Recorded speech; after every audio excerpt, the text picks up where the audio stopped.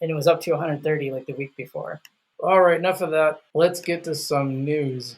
WorldCoin. This is a crazy project that Sam Altman of OpenAI is releasing. The idea is that they're going to have these like shiny silver orbs, and I mean like actual orbs in real life, spread around different places, and then you will go scan your retina to qualify for airdrops and NFTs and other things. Seems a little creepy, right? Well, why don't we dig into this story, because I don't know what to do with this. Oops, wrong one. This is what the Substack looks like, though, so you should go check it out. WTF is WorldCoin hint? It's not just a crypto, says Akash. So he basically says, "What? This is really good. I want to read this." Says, "What TV show has got you hooked? For us, it's another dystopian episode of Black Mirror. In this episode, the world government is forcing people to scan their eyes to create a digital database of everyone's identity, which will be used to airdrop and restrict money in crypto." Oh wait, it's not an episode of Black Mirror. It's what the most talked about entrepreneur in the world wants to do right now.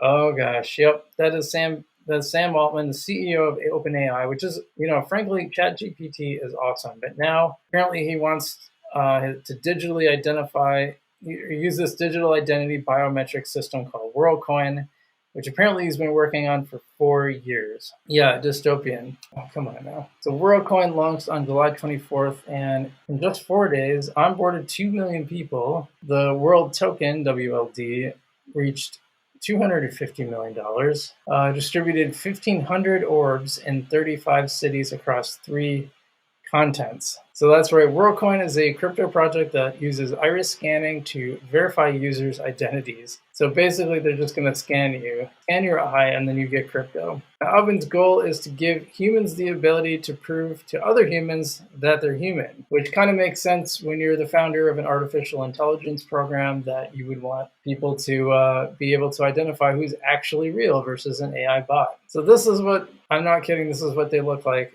It's a freaking orb, man.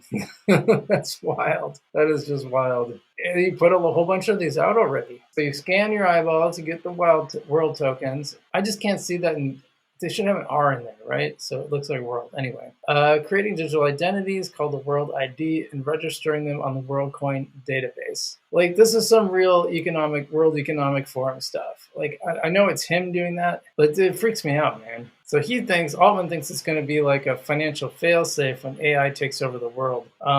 So if you scan your eyeballs with this, you'll be able to basically get recurring grants, sort of like universal basic income. The token is supposed to incentivize people to sign up. I keep seeing the Admiral Akbar meme saying, "It's a trap, it's a trap." But this will allow you to receive grants, pay for services, make transactions, and participate in governance. Like, this is as bad as getting the chip in your head. I don't want that chip in my head either. So here's the price. So this author argues that it's volatile, but it's pretty much stayed between $2 and maybe a little under $2 and a little over $2.50.